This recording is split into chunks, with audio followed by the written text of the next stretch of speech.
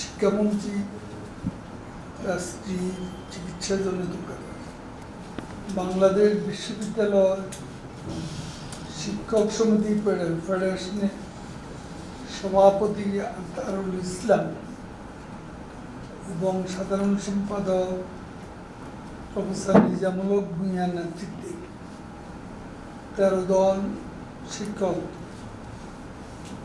বৈঠকে অংশগ্রহণ। তাদের সঙ্গে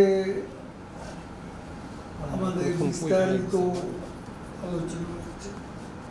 2018 সালে যে কোটা বিরোধী আন্দোলন, তখন এই রাজনৈতিক আন্দোলনের ব্যর্থ এ অশুভ শক্তি কোটা আন্দোলনের উপর, আপনারা জানেন আমাদের তখন এই অশুভ শক্তির হাতে ধানমন্ডি 3 আমাদের সভাপতি কার্যালয়ও আক্রান্ত হয়েছে এবং একটা পর্যায়ে এই অফিসের থেকে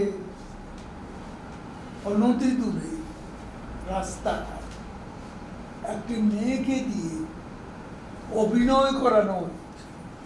মেয়েটি কান্নাকাটি করছে এবং ক্রমাগত বলছিল যে আমার বোনকে রেপ করা হচ্ছে আওয়ামী লীগ পুলিশ।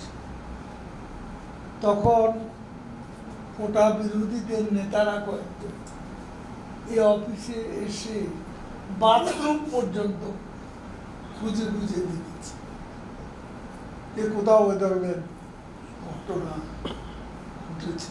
শিক্ষার্থীদের বিরূপ মনোভাব সৃষ্টি ক্ষেত্র প্রস্তুতি পায়তারা করছে।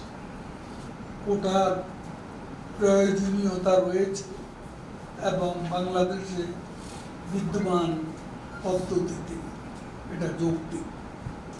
শিক্ষার্থীদের আবেগকে পুঁজি করে একটি কুচক্রী মহল রাষ্ট্রকে অস্থির করা ষড়যন্ত্র করছে।